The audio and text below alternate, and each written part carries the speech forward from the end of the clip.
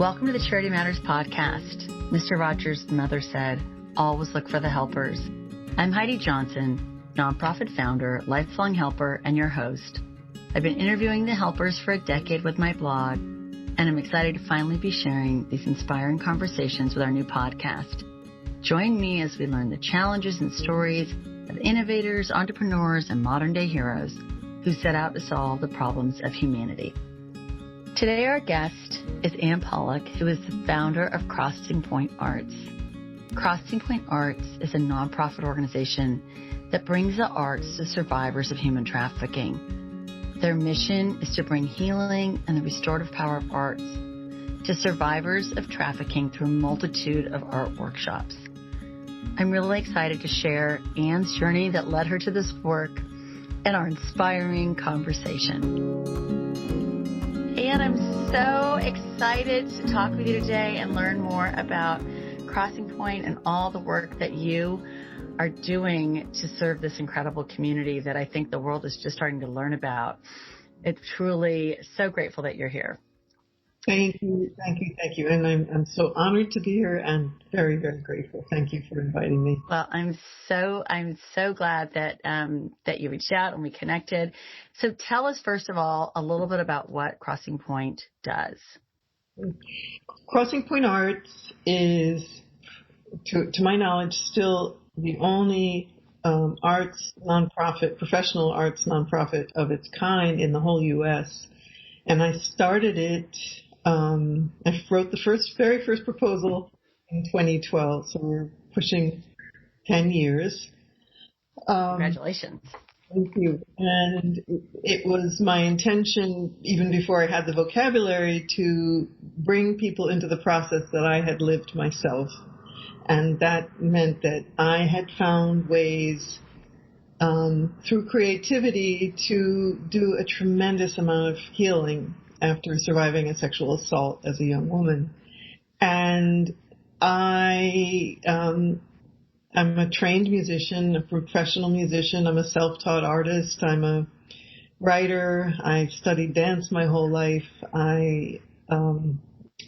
There's no end to where I'll explore and find, connection and find home and creativity. And when I saw the benefits of talk therapy and body work in my own life, and then expanded to or compared it to what creativity brought me, I realized there was a huge vote of confidence for creativity as a healing method.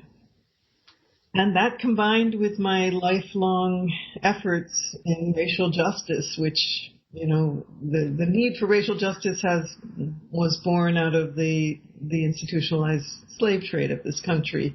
We wouldn't be talking about this if we didn't have this history. Right. And then eventually I came to learn that modern day slavery, as it's known, or human trafficking, is at an all-time high. And there are more enslaved people on Earth at this point than in ever human history. I was reading something on your website. It was how many millions of people? I couldn't even process the number. I want to say, was it 4 million people? I forget. 40? Now they're saying 40.3. 40.3 million people live in slavery on this planet. 40.3 million people. I mean, that you just can't even fathom that.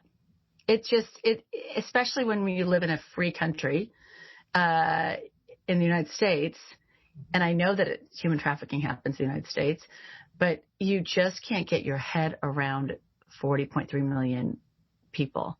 No. And so you started Crossing Points in order to connect the arts and trafficking. I did, and I did it without any model to emulate. The first thing I did was search for an organization that I knew there wasn't anything in New York, but I thought, surely somebody's doing it. Right.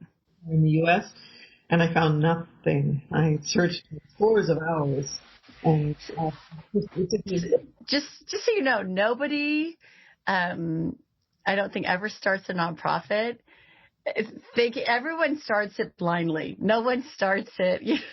It's the most fascinating journey, which is why I love talking to people like you, because it's the most unexpected path that we get sent on.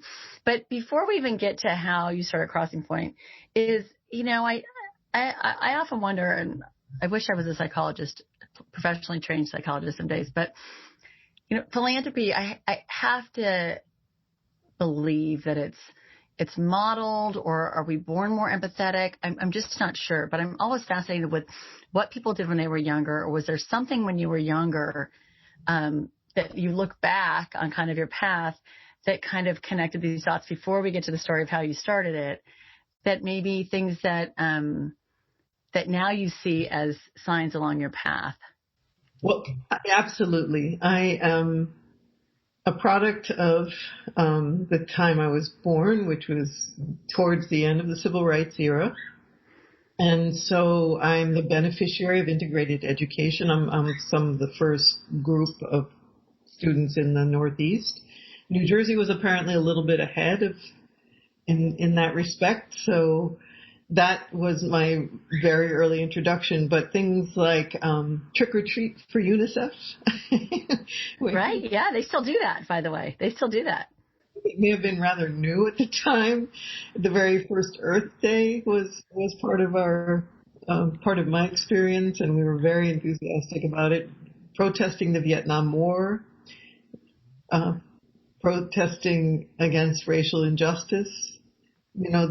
The busing in Boston, the black children was going on, and the riots that took place. It was all MLK, right, JFK, etc. So it was clear to me that, and the women's movement. Let's never. Right.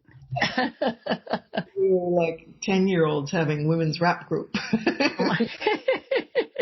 I'm joking. But it's fascinating because all those things are happening and they're planting all these seeds inside of you that, you see later down the road as we get to your story, that they start to germinate. And I also think about, what are the kids of today's generation going to be doing when I think about so many things that are happening right now, right? I step aside in awe and just support them and give them, give them a blessing. They don't need it, but it's pretty miraculous. So you're living a life as an artist.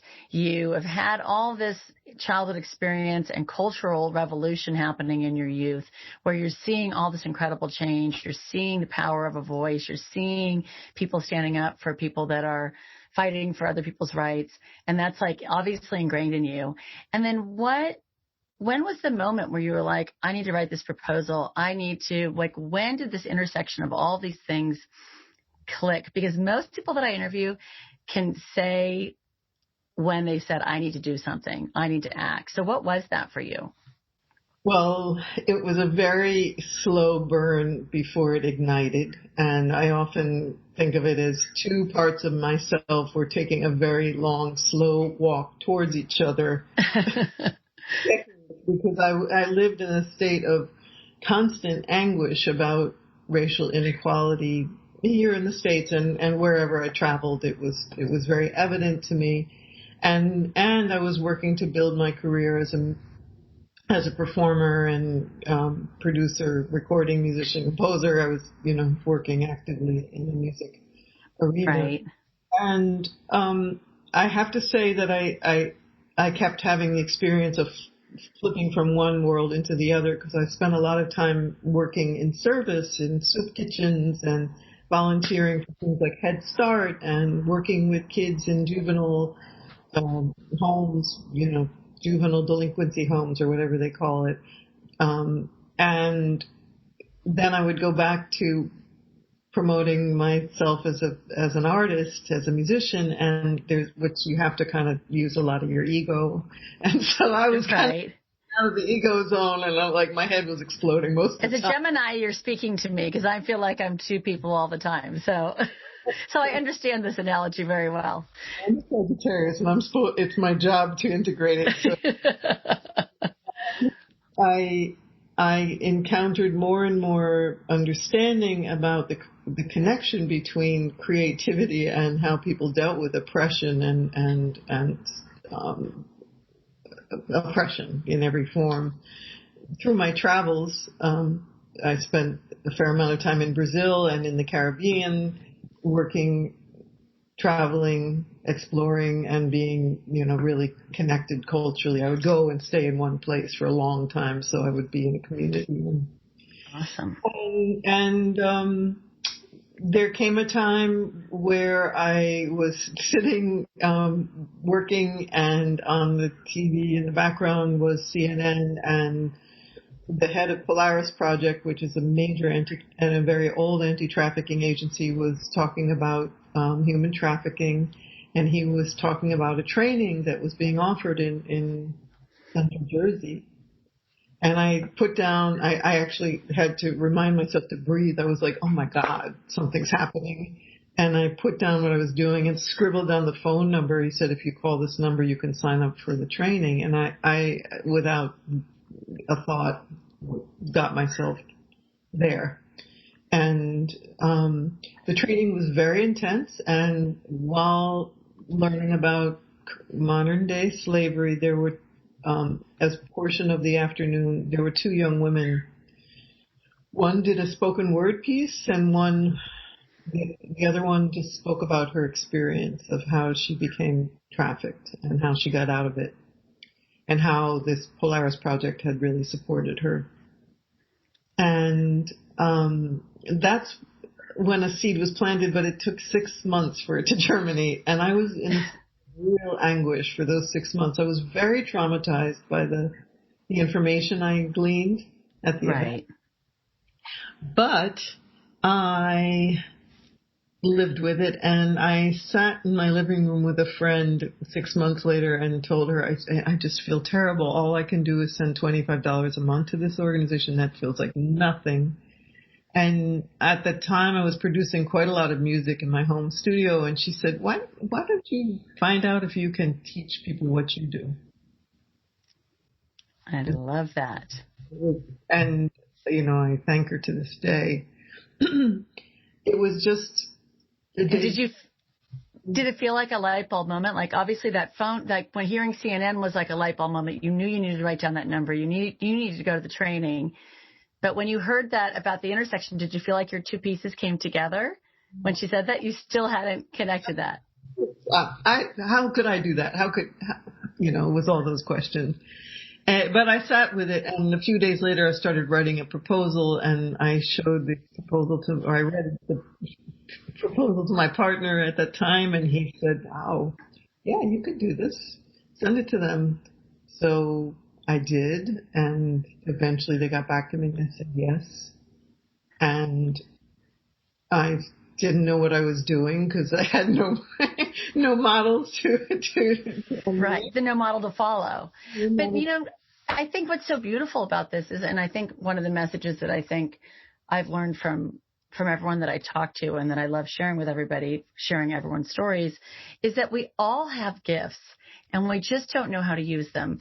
And you said a couple things. First, $25 a month didn't seem like a lot, but that is a lot, and it does make a difference. And all of those gifts make a difference, for one, and they're not always financial. But the bigger gift is your gift of art, and the gift, all these gifts you've been God-given, or that you have inherited these incredible skills that I wish I had.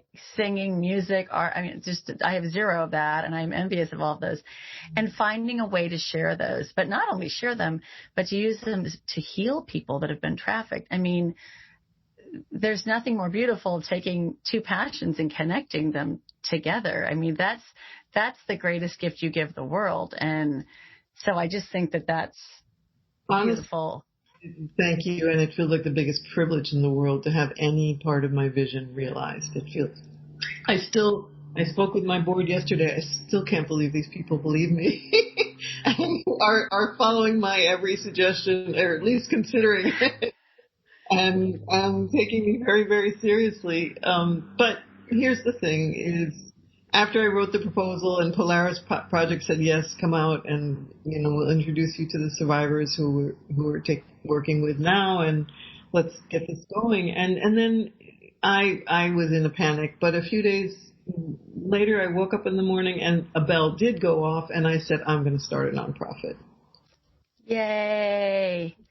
I love that. I wish a bell always went off when that happened, kind of like in the Christmas story or whatever, that you hear the bell. I knew it. And so, yes, to come with an idea that you can't find anyone else working with and bringing it in, to have the chance to bring it into the world is astonishing. It's very, very hard work, but you don't feel gravity at a certain point. You feel lifted, you feel carried, and that was a big part of my experience. And it is hard work, and I think that another reason I love sharing these journeys is because I think the world often thinks is philanthropy, charity, whatever you want to call it, as people asking for something.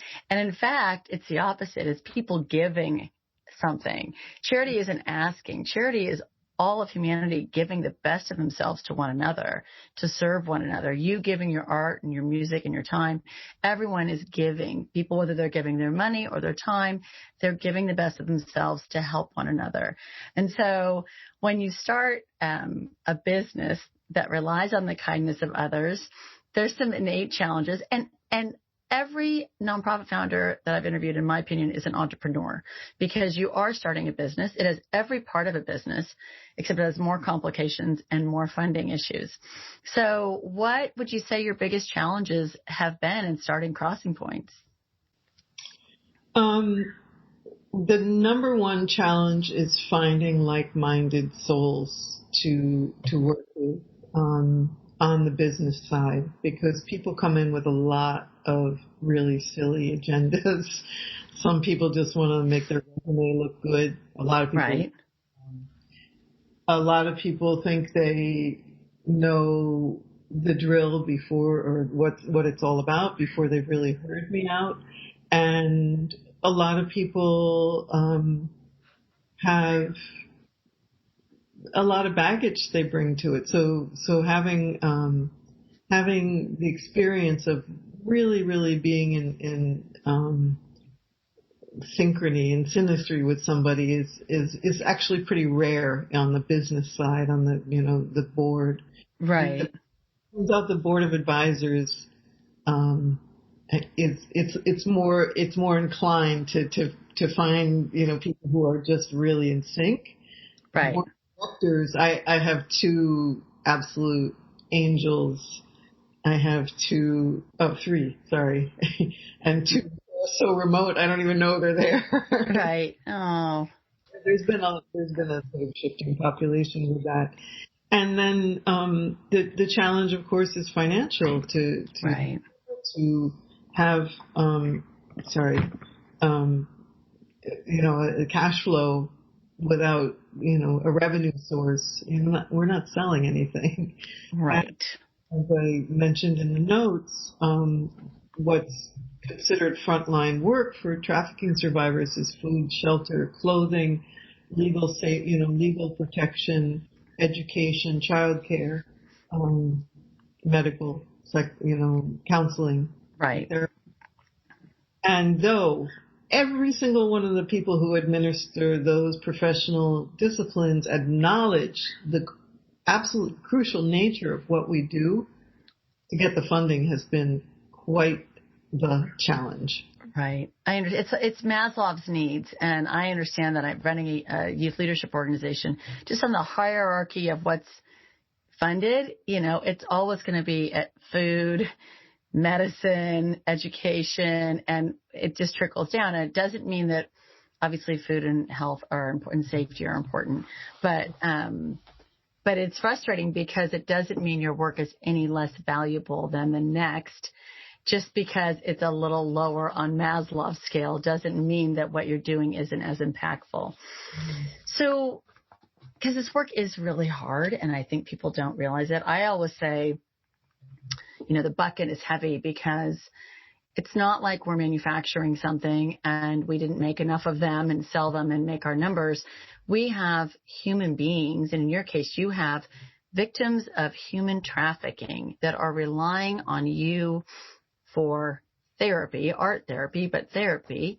And it's not like you can just blow something off. It's not, you go to bed at night and you're thinking of, if I didn't raise that money, wasn't able to help so-and-so. Or, I mean, I think one of the worst things about being a nonprofit founder is that the needs all seem to be greater than we can meet, and having to say no or not being able to meet everybody.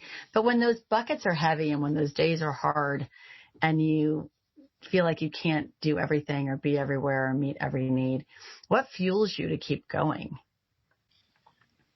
Well, I have to say my absolute faith in what the creative process is, and that's on a deeply spiritual experience for myself, and not religious. Right. I'm very spiritual. I'm not religious, but I understand things about the creative process that are nobody's even begun to talk about, and I don't even have words for it yet.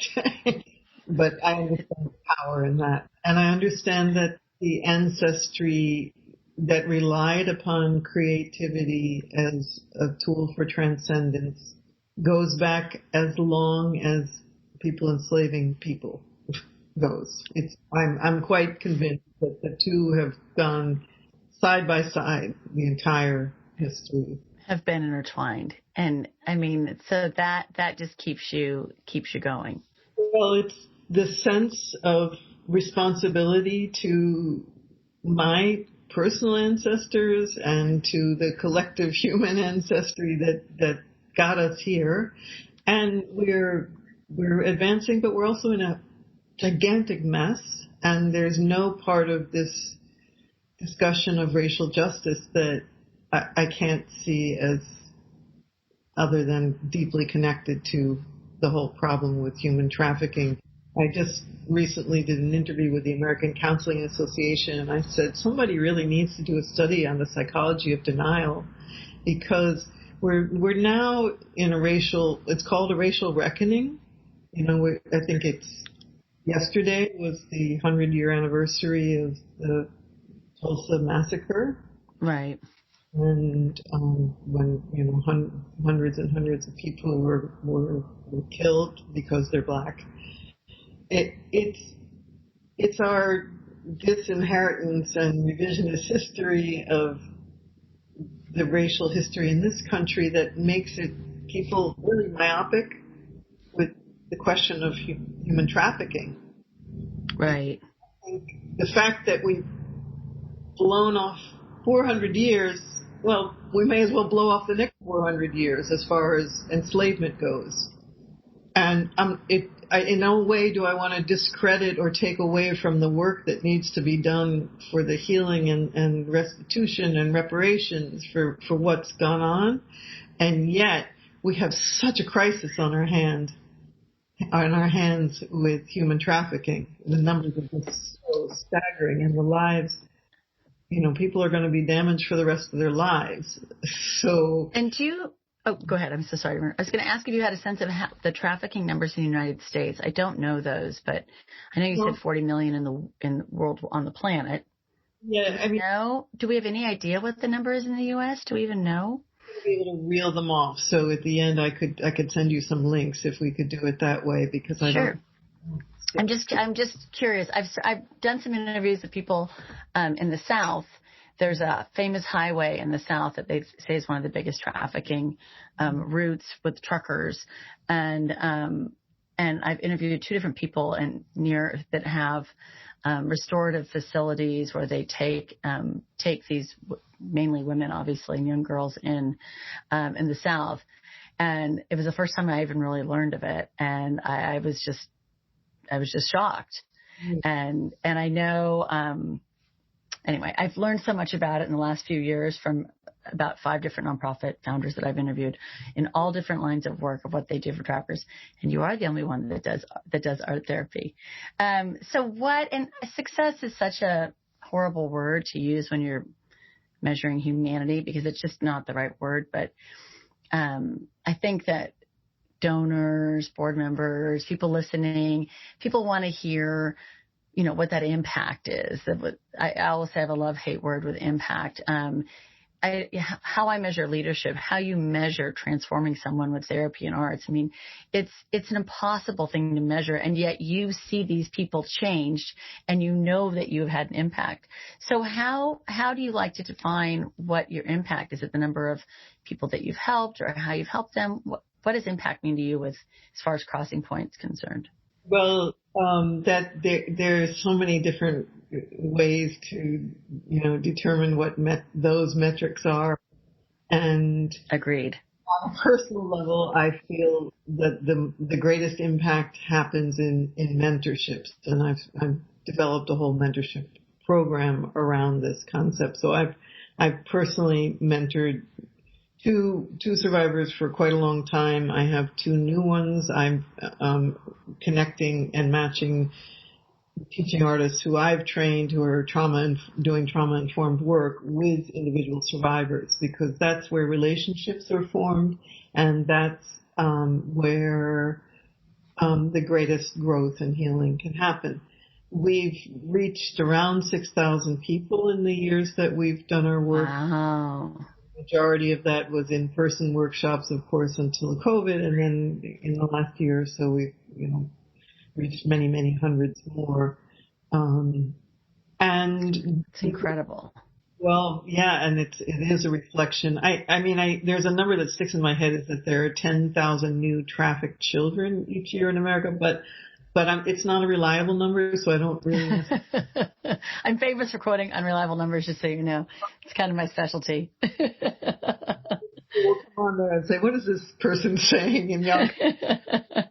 But it's also, there's a great deal of discussion, because it's all beneath the radar, so we don't really. Right. But if we've reached 6,000, and we've reached the majority of the anti-trafficking agencies in the New York City area, and there's Connecticut, there's New Jersey, and multiply that across the country, the scores and scores, or maybe even hundreds of anti-trafficking agencies. So you can imagine the great numbers.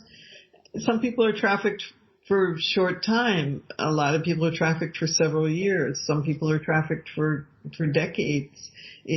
People have such different experiences. So measuring the success has to do with, have we been able to make a connection? Have we been able to show the survivor that we're providing a safe place for them to see themselves and their own connection to themselves? Right. That they can, in the process, reclaim some part of themselves and reclaim their voice in the process. And this does not mean, we're not therapists. We're teaching artists who work through a trauma-informed and trauma-sensitive model. So we never ask people their stories, but guide workshops so that if some aspect of their story should surface through a drawing or a poem or a story they've written, then supportive witnesses. So, they have their therapist, they have their service receiving, but we're not trying to be that. We're trying to let the work of creativity be a conduit for them to access themselves. So much of trauma is, the famous fight, flight, freeze, or fawn. You can become so compliant through trauma behavior. But the healthy healing part is to rest, digest, tend, and befriend. So there's an incredible amount of community building that goes on. The befriending thing is a real thing. Oh, yeah, absolutely. I can see that. Survivors together who I'm mentoring, they are taking care of each other emotionally in this beautiful way. Oh, you can't measure that. There's no measuring. There's no measuring that. So we have forms that they fill out, at the beginning and the end of the workshop: stress and ease, anger and calm, happiness and sadness, and happy, but what do those mean if they've ultimately captured, reconnected with their own humanity. And most importantly, we're providing tools which are aimed at a repertoire of things people can do that are going to be long-term coping strategies, because post-traumatic growth is a lifelong process. Right. And giving them the tools and the toolkit so that they can rely on those things. And when you're not there, that they've learned from you where to go or what to do, or grab a pen and paper or whatever it is they need to get to deal with that. And I think that we're modeling something also. I don't tell them my story. I've told you more of my story. Right. But we're modeling something about the way we access ourselves and can be with them. When you started this, you probably didn't know which way you were headed, but as you keep going, I think what happens too is that somehow or another our dreams get bigger. They don't get smaller. We think, oh, if I can just help one person, or if I can just do this. And next thing you know, every year, we're raising the bar, we're helping more people, we're building bigger programs. It's just somehow the way that I think nonprofit founders are hardwired. But if you could dream any dream for Crossing Points, what would that be? What does that look like? Well, I really have a very fervent dream to do two things. One is to reach across the country, because we shouldn't be the only organization doing this. Or since Absolutely. we should be doing it everywhere. Right. It's not rocket science. It's just really, really hard to keep the structure intact, which is probably why no one else wants to touch it. But teaching, you never know. You never know. You never know. Here I'm trying, but teaching artists are everywhere, because so many of the arts were pulled out of schools for funding reasons or other reasons. So teaching artists exist, but trauma-informed and trauma-sensitive teaching artists are a little bit hard to find. So they need that training, and anti-trafficking agencies need to understand how to structurally put it together. It's not hard, but it needs suggested. And then the second part is it's sort of two-sided. I long and dream for this to be a survivor-led and survivor-run organization, and for the teaching artists to be survivors. Right. So they can pay it forward. Well, they don't have to pay anything. Well, it's not paying, but giving back what was been given to them and moving it. Helping heals people, and service heals people in incredible ways. And if there's one message I could scream from the rooftops, it's that service heals so many wounds. And the second that if someone is paying forward, or you even think about programs like AA or anything like that you are a mentor, to your point of mentorship, and you are giving back in a way what's been given to you, but you get so much more when you give, and you heal so much more. So I completely understand what you're saying, but yes, it's not pay, but yes. And the pilot I ran to train several survivors to become teaching artists was just a wild success. So I'm sort of focused in that direction again as well. So I have a couple thoughts I'm going to talk to you offline on about that. Okay. Excellent.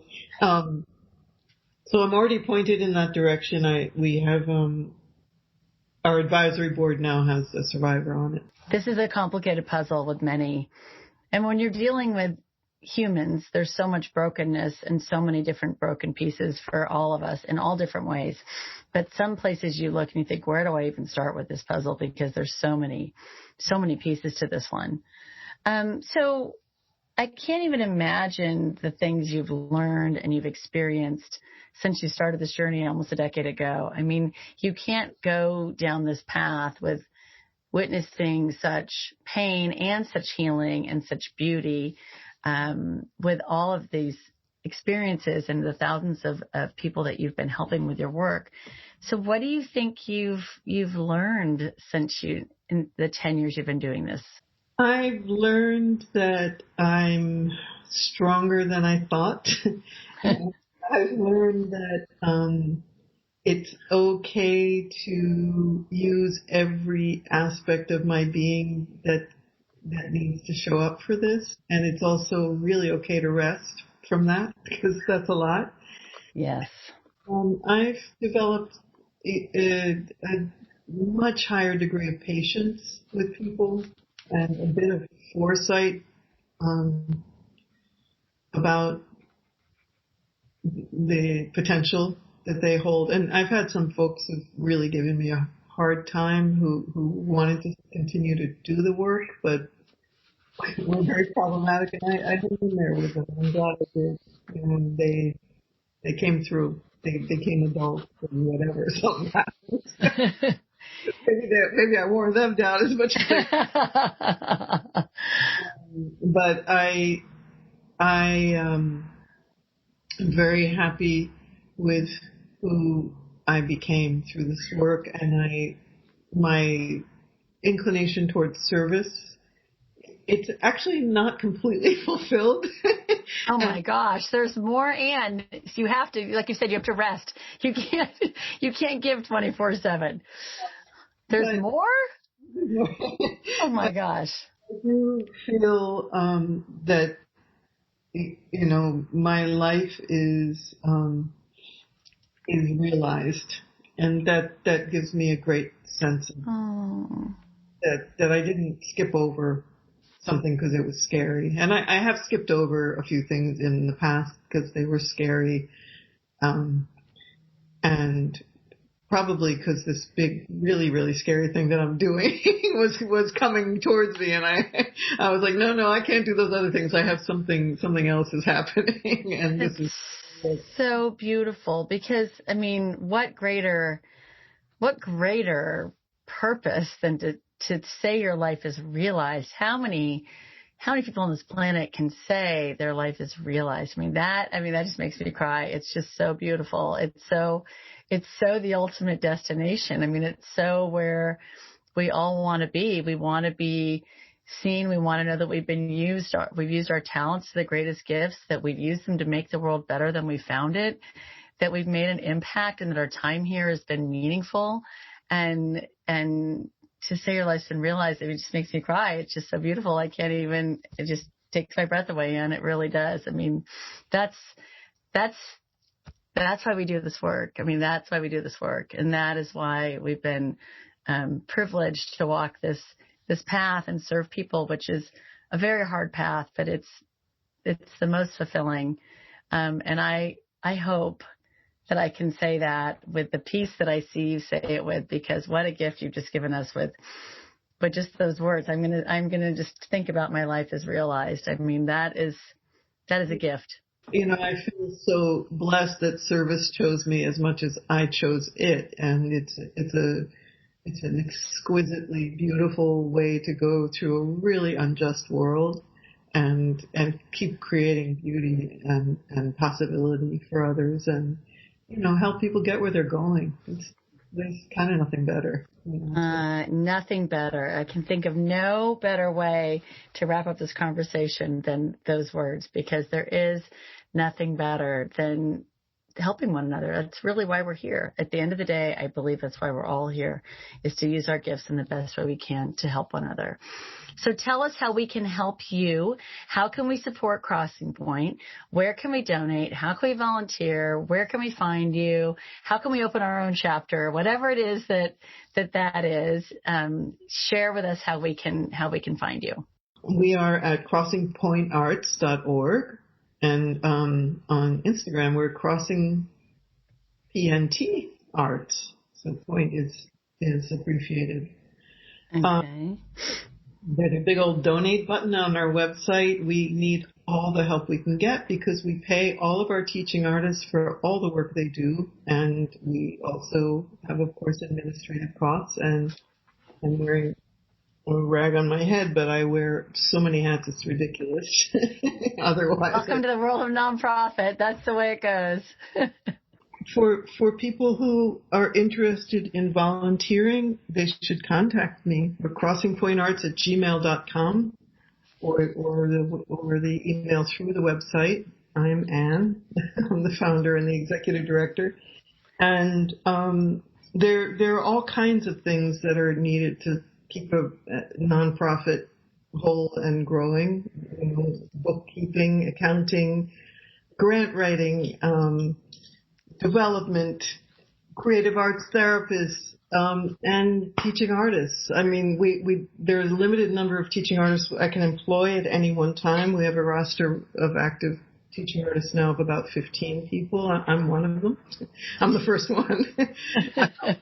Mostly I'm working mentoring survivors now. I'm not so much teaching the group classes. I love that. Well, I cannot tell you what a gift talking to you today has been, and I will think of these words, my life is realized. For as long as I live, I will say that mantra over and over and over. Truly, it's just so beautiful, and what you're doing to help and heal thousands and thousands of human beings on this planet is just such a beautiful gift. And I'm so grateful for you for sharing your time and your work with us. And you are a bright light and an inspiration. So thank you so much for joining us. We have only to grow and, validate the importance and the crucial nature of the arts, of creativity. It's reached into prisons, it's at hospice, it's in hospitals, it's everywhere. But if we don't take care of trafficked people, God bless this world, because it's going to need it. Absolutely. Absolutely. Thank you so much, Anne. Thank you.